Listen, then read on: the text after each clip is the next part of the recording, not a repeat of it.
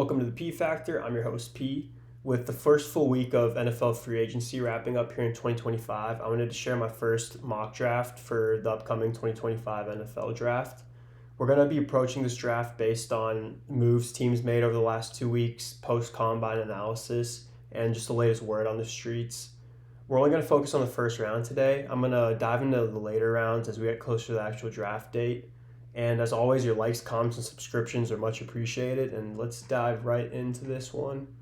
And just to say real quick, this mock draft will have trades, or we'll leave the possibility of trades open based on what I think could happen on draft night. And with that being said, we're going to have a trade straight off the bat. So the New York Football Giants, they have a lot of people in that front office and coaching staff that are playing and making moves for jobs next year. I think if it's another disaster in New York this year, a lot of people are going to be fired, and that causes desperation. We've seen that before with teams like Carolina and just many teams around the league. And with if you want to win games, you need a quarterback. And right now, New York does not have a QB1. So I think with the fear that the Browns could draft a quarterback and the Titans could draft a quarterback, I'm going to propose that the Giants make a trade here. And they're going to trade up to one. And for the sake of this video, since we're only doing the first round, I'm not going to make very realistic trades. We're just going to swap the picks. And in later videos, we can talk about what capital goes each way. But for the sake of this video, like I said, we'll just swap picks here. Trade's been rejected. Come on, man. They got brains in those organizations now.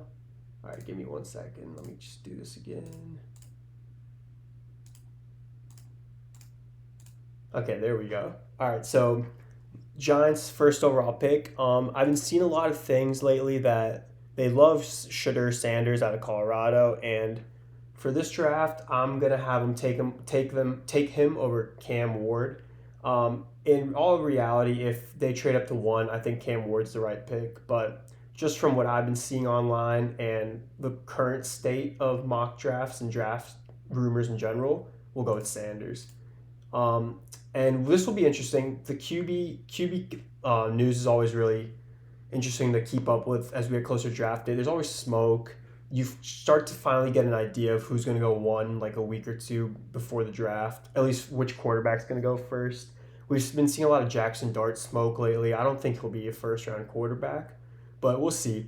I feel like he's kind of like Levis was, where everyone's like talking about Levis possibly going top five, and then he dropped and fell in the draft. But we'll monitor that as we do future mock drafts. But all right, so number one, we got Sanders going to the Giants. And then two, we got the Browns. I really don't think the Browns are going to go quarterback. They have Deshaun, obviously, under that horrible contract still. And then they have Kenny Pickett now.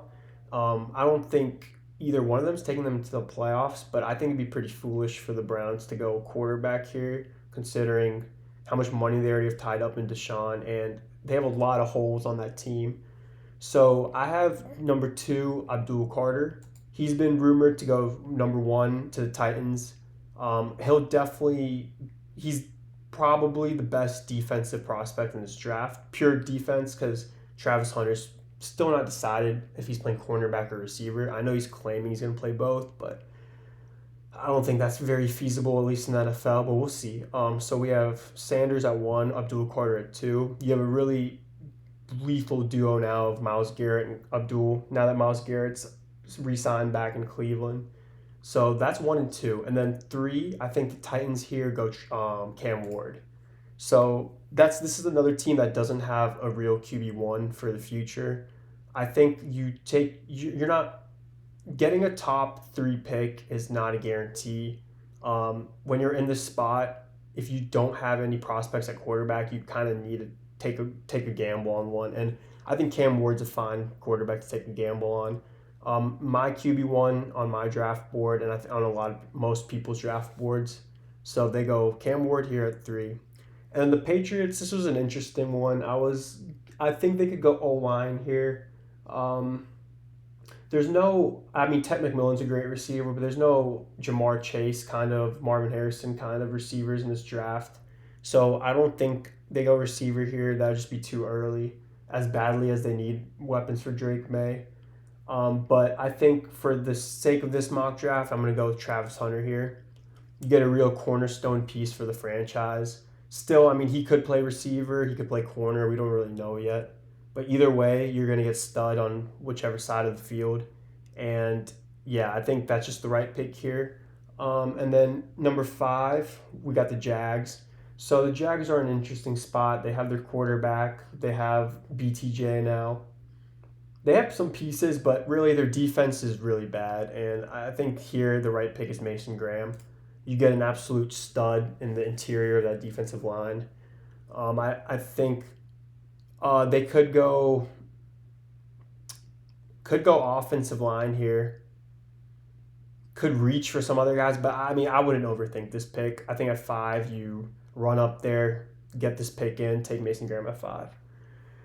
And then at 6 now, so it's interesting. Raiders have Geno Smith now. Pete Carroll's over there in Vegas, and we know Marshawn Lynch was a big piece of that Seahawks team when Pete Carroll was there. And right now, they do not have a real RB1 on that team. And in all honesty, they don't really even have an RB2, in my opinion. They signed a Raheem Mostert this offseason, but that's not much of a threat. So here we can just quickly look at their running back depth chart. And if you haven't seen this in a while, you'll know exactly what I mean as soon as you see it. So you have Zamir White, who was a big disappointment last year. They didn't view him as a running back one. Unless by some miracle he has a crazy offseason, I don't think he'll be very, what's the word here? Very productive, but even relevant, really, for this team. I mean, he will be as RB2, RB3, but nothing crazy. You have McCormick, who was heating up at the end of the year, but had an injury. I think that would I don't think you're going to see much come out of there.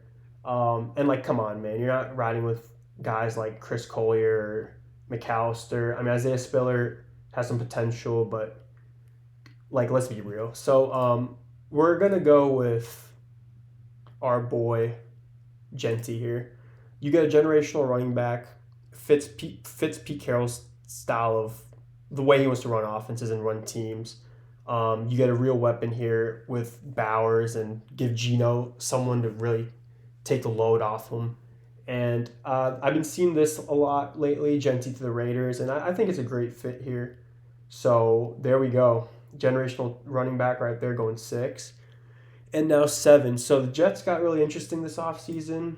Obviously, they signed Justin Fields. So they have their quarterback for at least this season. I don't think they're gonna question that position for this season at least. He's got weapons. Obviously, you have Breece Hall, you have Garrett Wilson, and you brought in some players this offseason. No one crazy. Brandon Stevens, decent pickup, but honestly, the defense is already it wasn't a bad defense last year. There's just a lot of woes on offense, and that Rodgers experiment wasn't working. So I think what you do here is you have a quarterback who likes to run the ball. You have a great running back in Breece Hall. You're going to want this run game to go, and you're going to want to protect Fields. So I think you go Will Campbell here. Probably the best tackle in this draft, at least from a prospect point of view. You got a Membu that's making a good claim lately. Great combine. He's got great specs, great athleticism, but I think the Jets go with Will Campbell here and call it a day. And I would be happy with that pick as a Jets fan. So now we have number 8, the Panthers.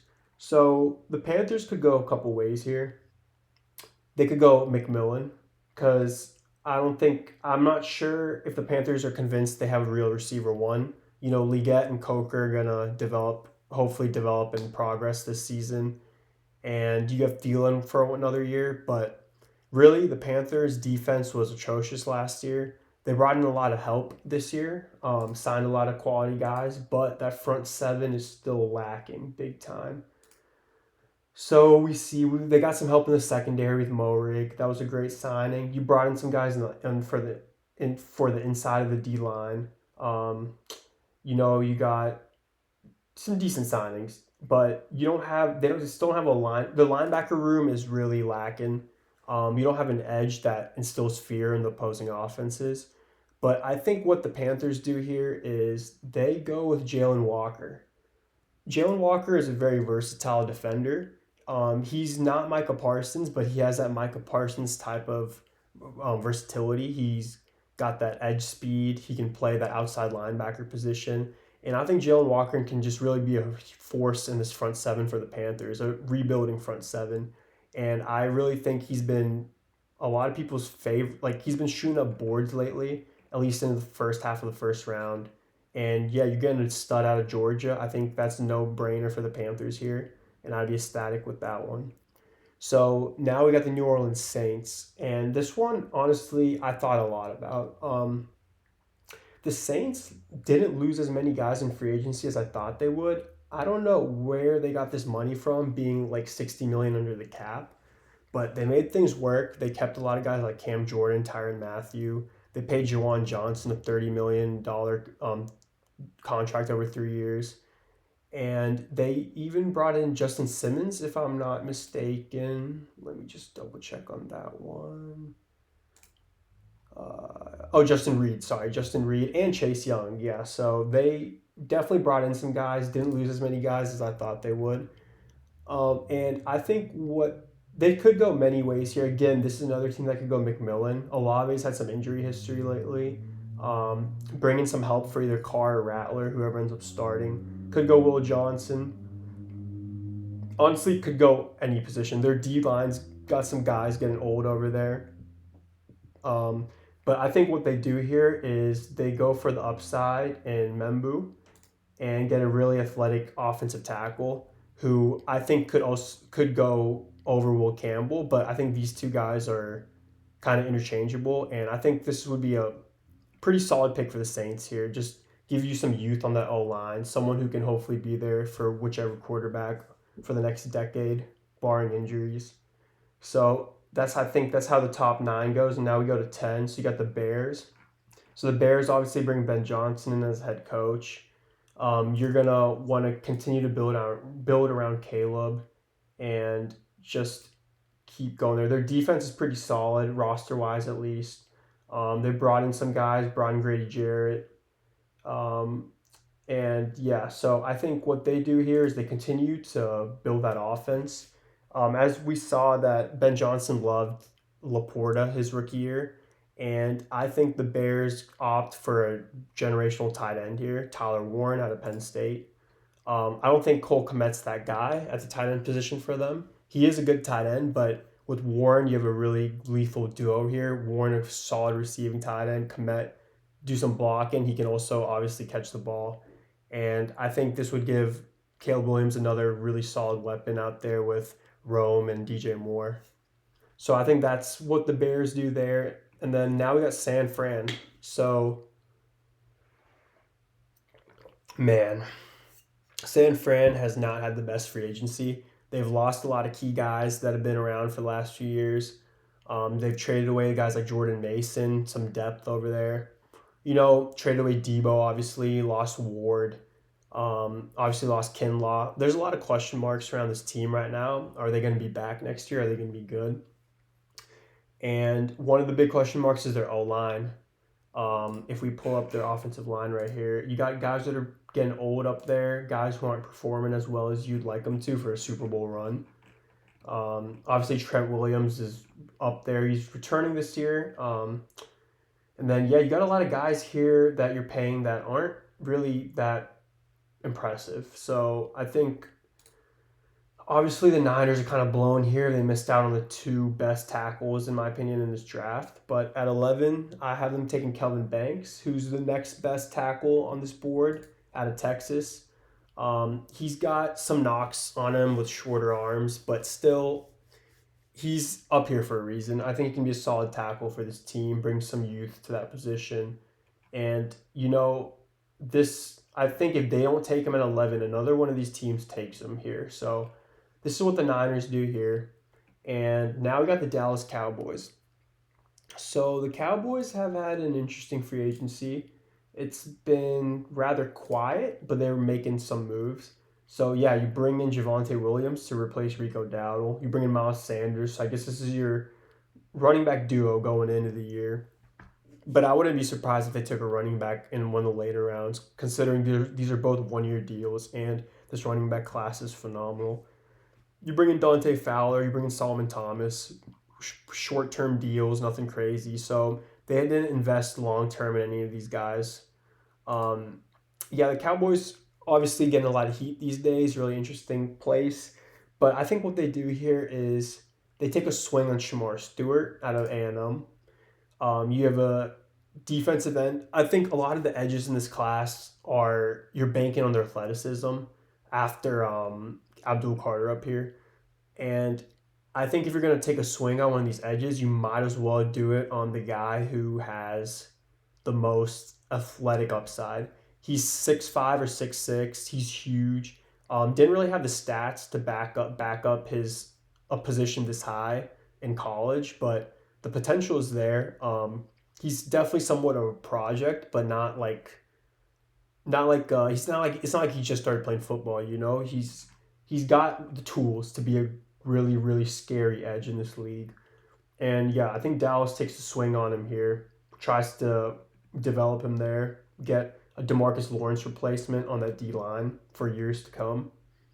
And yeah, this is another guy post combine that's really shot up some boards. I've even seen him as high as 8 to Carolina in some mock drafts. So yeah, you have Shamar Stewart here. And then now you have the Miami Dolphins at 13. And this is a team that has its receivers, has its running back, has its quarterback, has a pretty solid defense. There are some holes on that defense, no doubt, but to be honest, I think their holes are on their offensive line. And you want to protect Tua considering the injury history lately. So if we just take a look at their O line real quick. Okay, so you got your tackles here. You got your center, but the guard position, your guards are lacking here. And with that being said, I think they take the best guard in this that can go in this first round with Tyler Booker out of Bama.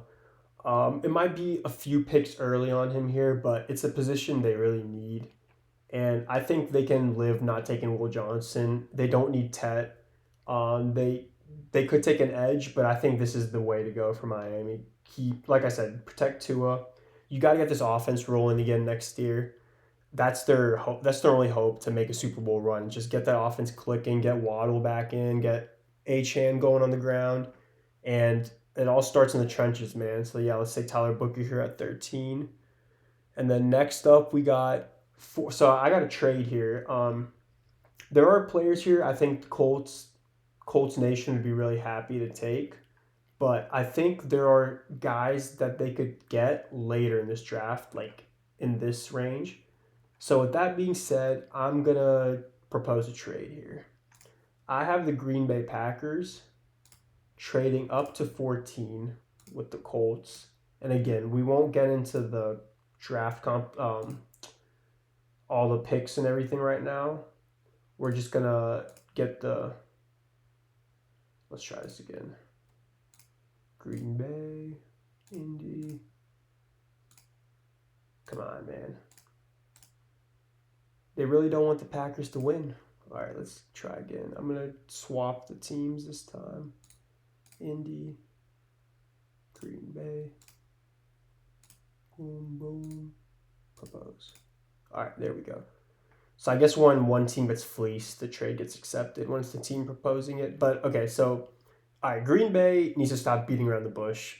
Get your receiver for the future. Stop banking on these second round, third round guys. They didn't bring anyone in on free agency. I thought they would have make a run at Metcalf before he went to the Steelers, but we didn't see anything like that. No Cooper Kupp, no Tay reunion, no Garrett Wilson, no Debo. So I think you trade up here, take Ted McMillan, who's the best receiver in this class.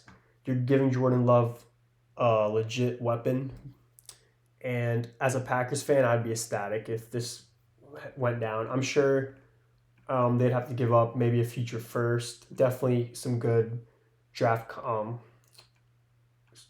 picks, but yeah, just make that happen. Get Ted McMillan over there at 14.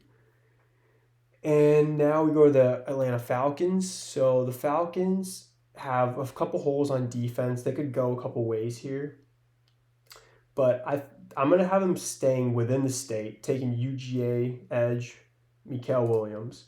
Um, he's an interesting one. I've seen him go higher than this. I've seen him go end of the first round, late mid first round, but I think this is a good spot for him in the middle of the first round here. You're not reaching here, and you have a guy here with a lot of potential coming from obviously a very respected program. And I think he's got the traits to obviously be a good edge for the Falcons here in the league. And next we go to the Arizona Cardinals. So yeah, the Cardinals are a team that they also have the pieces on offense for the most part. You have your quarterback, you have your tight end, you have obviously Maserati Marv, pretty good O line. The defense is where you could use some work. And if we look at their free agency signings over the last week, you bring in Josh Sweat. He was one of the marquee defensive ends on the market this offseason. You bring in some help on the inside. And yeah, you bring in some other guys on defense here, but you continue to build on that defense. And with that being said, this may be a reach for some people, but I haven't taken Derek Harmon out of Oregon, the defensive tackle. He's honestly been climbing draft boards recently. I've seen a lot of fan bases in this 16 through 24 range who would love him on their team. And I think this would be a great pick for the Cardinals. Bring in an anchor on that inside and, yeah, continue just build trenches on the defensive side of things and let the magic happen. So speaking of teams that need to fix a damn defense, man, we got one that really needs to fix your defense, and that's the Cincinnati Bengals. So the Bengals offseason's been interesting so far. You have the Trey Hendrickson trade rumors. They franchised T. Higgins, keeping him hostage. They're planning on extending him and Jamar, which is surprising considering how cheap of a franchise that is. But this team needs God on defense, and they could go any position on defense if we're being honest here. But what they need to do is take the best available, and I'm gonna end the slide of Will Johnson. He's not gonna fall any more in this draft. He's going 17 to the Bengals, and that is a great pick here. So I think no knocks against Will Johnson, best corner in this draft, at least on big boards. But I think a lot of these teams just have bigger needs than corner. Carolina was a spot that I could have seen him gone, but they gave JC that fat extension, brought back Mike Jackson, and like I said, that front seven needs saving, so they're gonna pass on him there. I consider the Saints taking him here at 9. Considered him like literally anywhere, even Packers. He's a great player, but with just how this draft is going, he falls here at 17, and the Bengals run up there and get their pick in, and you get a lockdown corner here in Will Johnson that should help from teams continuously torching the Bengals, especially in a tough division. So especially now even the Steelers have DK and George Pickens. Like you got a lot going on in that division, and you're gonna need some help in that secondary. So that's that at 17. And then here at 18, so the Seahawks really, really, really, really need to fix that offensive line. But with that being said, I don't think they should panic and reach on an offensive lineman. Like you have Josh Simmons here.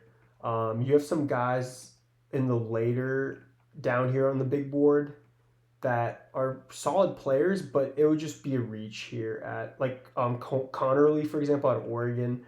But yeah, like I said, you don't want to reach here. Another position they really need is tight end. I don't think Noah Fant's going to cut it. And you have Darnold coming in now with Jay Said and Cooper Kupp. I think there's another tight end in this draft in Colston Loveland out of Michigan, who's a very, very good prospect. And I think you go ahead and take him here at 18. And I'd be happy with that pick as a Seahawks fan. Really exciting right there.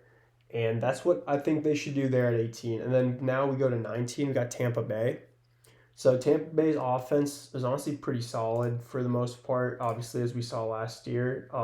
Brought back Chris Godwin, which I was pretty surprised. I thought he was going to end up getting more money somewhere else.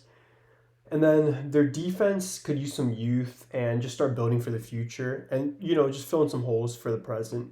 So you bring in Hassan Reddick on a 1 year deal, Anthony Nelson on a 2 year deal, and nothing too crazy, but I think here there's a lot of talent for him, and I think they go with Malachi Starks out of Georgia, the safety.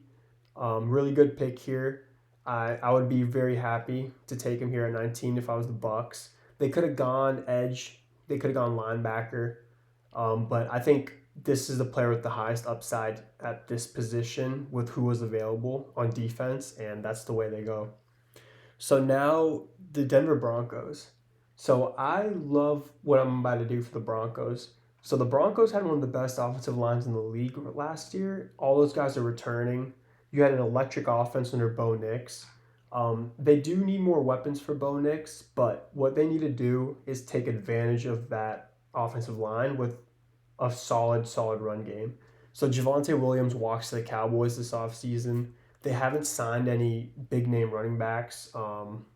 Honestly, I don't even remember if they've signed any running backs. We can take a look. No, yeah, they have not. So I think what they do here is they take Hampton out of North Carolina, the second best running back on the big boards for the most part, and I think he's the second best prospect at that position in this class.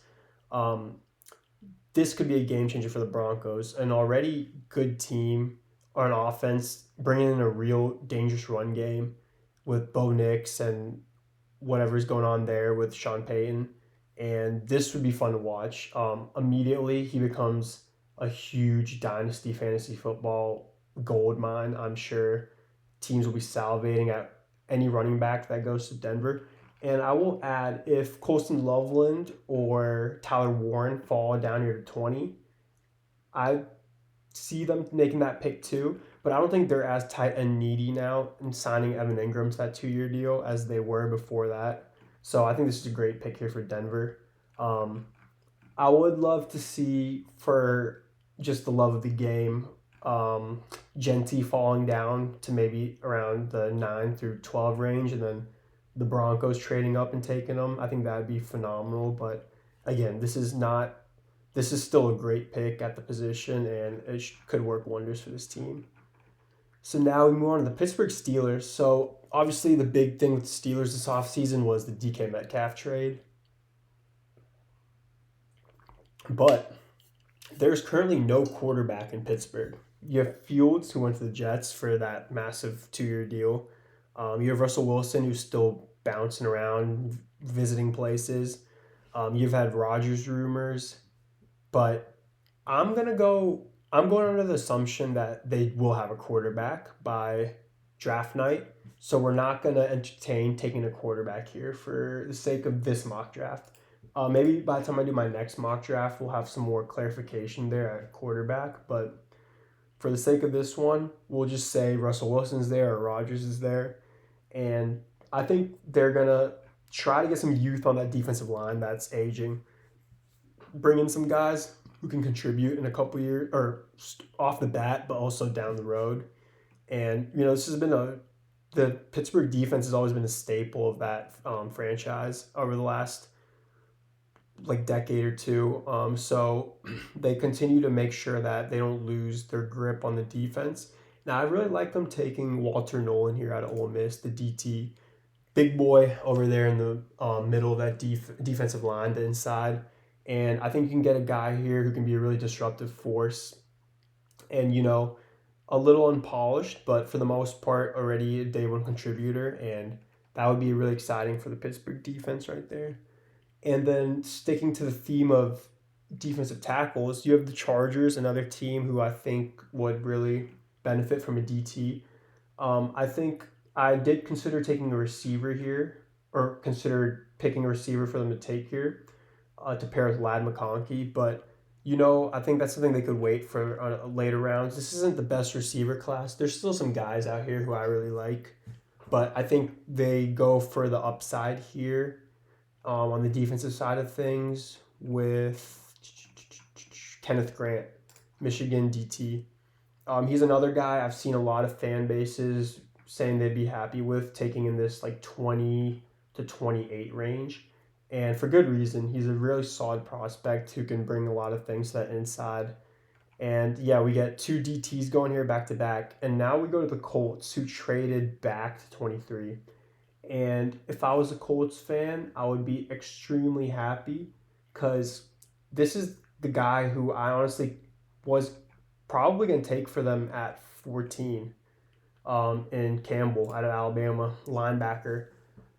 Really, really good player. Another one of the linebackers, probably the linebacker after Jalen Walker in this draft, who is probably the best pure linebacker after Jalen Walker. This is a guy that will help anchor that linebacker room in Indy, which is lacking. That's a team that's got some pieces there as well, but that defense could use a lot of help, especially that front seven. So this is a great pick for the Colts, especially trading back, getting some draft capital, some compensation there. And then next we got 24, we got the Minnesota Vikings. So this is a team who I think their offense is pretty solid for the most part. You got Jordan Mason now too, paired with Aaron Jones.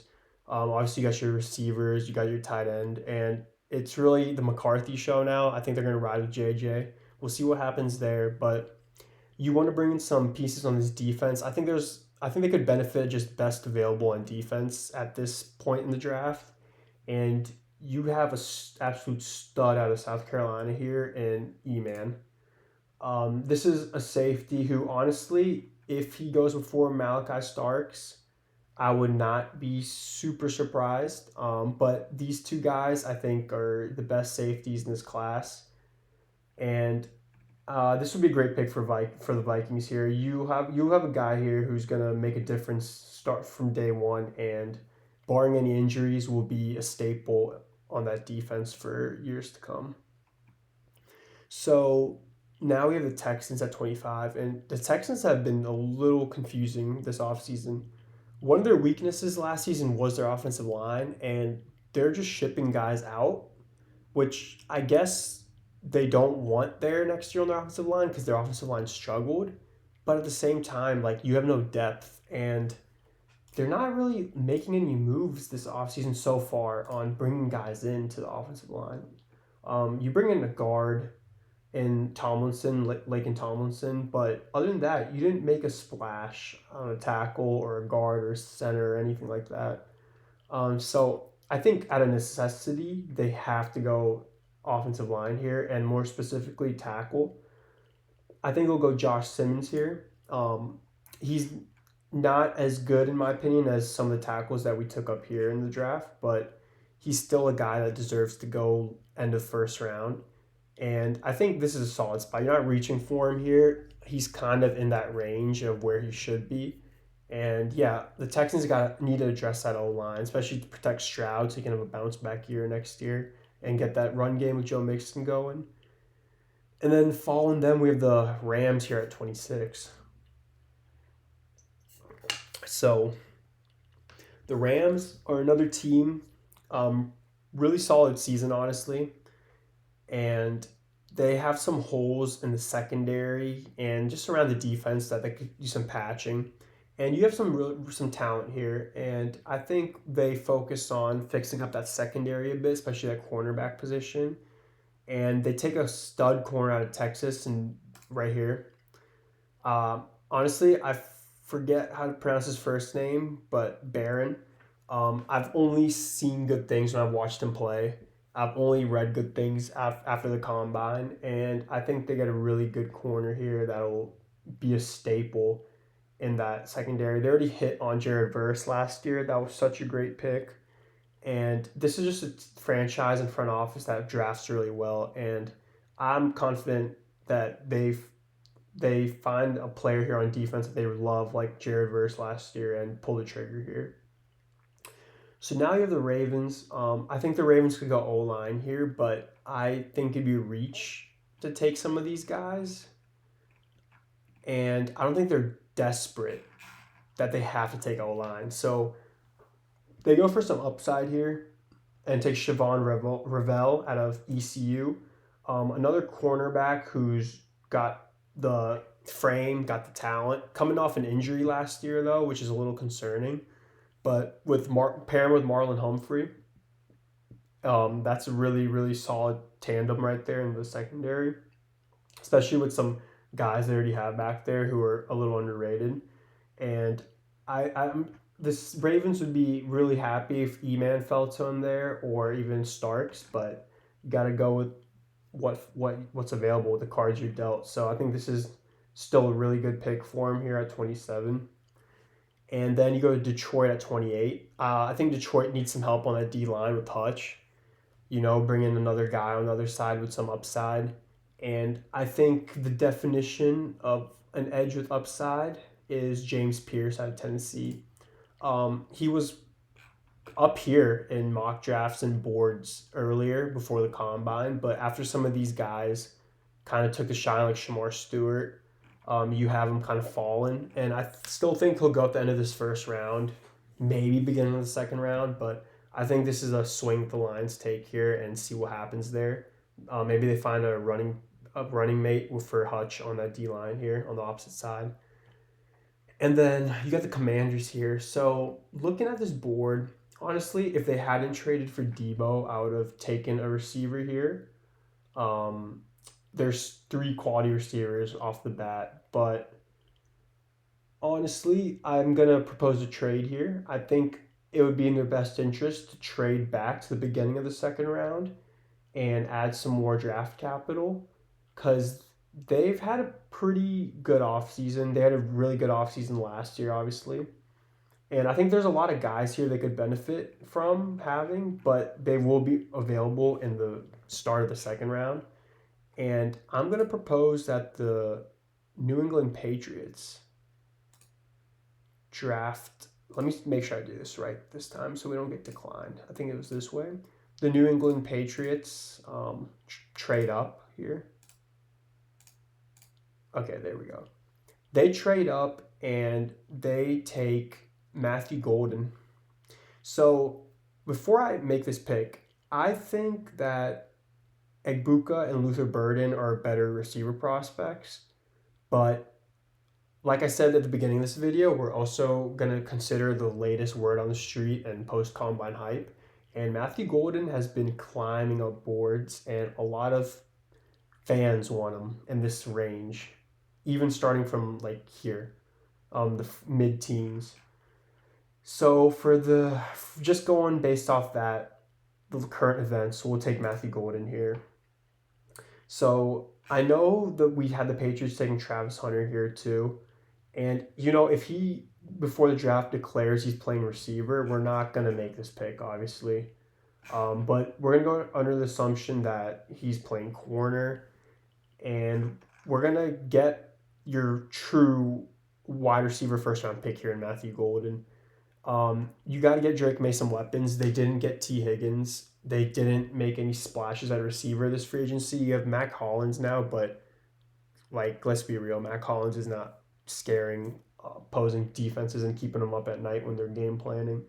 So you get a guy here with a lot of upside who is a stud at Texas, and you see hopefully he's a receiver 1. And then we go to Buffalo here at 30, and I think Buffalo needs to just swing for upside on defense. And I don't think there are some solid edges, but I don't think these are guys they're going to want to. I mean, you could take Mike Green. I'm not the biggest Mike Green fan. But I think what they do here is they focus on the inside and they take Williams out of Ohio State, Tyleik Williams. Solid prospect. They could use some help on their on the inside of their D-line. Let's just look at their roster real quick after the free agency. D-line, you got Ed Oliver, obviously, still. You got Daquan Jones, Espinoza. But this is, I think, obviously a place they could use a lot of upside and maybe some fresh people on the roster. And I think this is just a great pick here. Go for the upside. You got a big guy, first round pedigree. You got the Ohio State pedigree. And I think if James Pierce ends up falling here at 30, that's who they take. But solid pick here for the Bills. And now you got the Kansas City Chiefs. And Obviously, I think we saw in the Super Bowl this wasn't the same scary Chiefs team from years past. But with that being said, it's still Patrick Mahomes and the Chiefs, and I'm sure they'll be in the AFC Championship next year, or at least in the playoffs at the very, very, very least. And what they need to do is they need to protect Mahomes, get this offense going again. I think they will consider receiver here, but you have Rashee Rice returning. Don't really know what the situation is with Worthy with the offseason troubles, but I think they could snag a receiver in the later rounds if they really wanted to. And I think what they do here is, like I said, they focus on protecting Mahomes and go tackle here out of Oregon, Josh Connerly Jr. Solid prospect. I know this is a player that's been they've been talking about him going early second, late first. Um, I think if the Patriots don't end up making this trade, obviously, and have their pick, and he's available, and they don't go Will Campbell or something up here, this is a guy they're going to target. But I think the Chiefs get ahead of things here and take him. And then you have the Eagles, Super Bowl champs, the last pick. So obviously they lost a couple of guys this offseason on the defensive line. And they don't have a lot of holes outside of that. They got almost the same team returning. So I think what they do is they replace some of those holes that they have now in their defensive line. And they go Nick Scorton out of A&M. A solid guy right here at the end of the first. Um, this is definitely a guy worthy to go in the first round. And again, like I said, I'm not a big Mike Green fan, so I would take some safety here over Mike Green. And with that being said, that's how the first round ends up shaking up, at least for my first draft. What do you guys think? Anything you disagree with? Anything you think I'm absolutely missing on? And if any of your teams picked in the first round, I guess only the Commanders didn't. What do you think? Do you think I did them right? You think I fill in holes on your team? And yeah, just drop all your comments down in the comment section, and I'll see y'all later.